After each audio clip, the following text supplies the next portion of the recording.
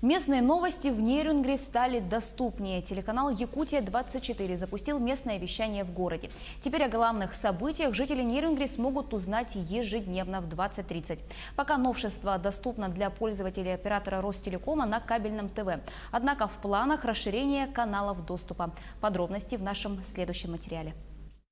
На этой неделе прошли тестовые включения местного вещания. На данный момент эфир доступен только для абонентов Ростелекома. Каждый будний вечер в 20:30 нерюнгринцы могут иметь возможность узнать новости, происшествия, политику, спорт. Местные врезки можно будет увидеть на телеканале Якутия-24 в блоке IPTV Ростелекома по будним дням.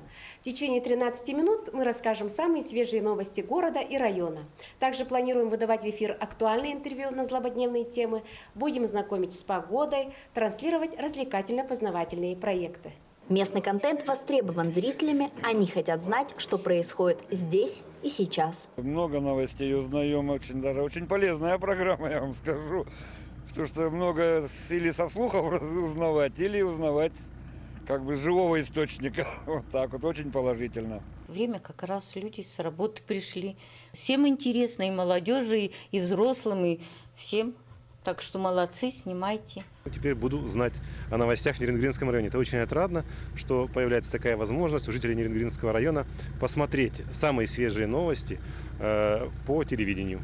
Нерюнгринский район – один из наиболее промышленно развитых районов Якутии и всего Дальнего Востока. Каждый год Нерюнгринского района ознаменован многочисленными событиями и особыми достижениями в различных сферах. В объектив журналистов входит все, что происходит в Южной Якутии. Екатерина Павлова, Захар Головин, Нерюнгри.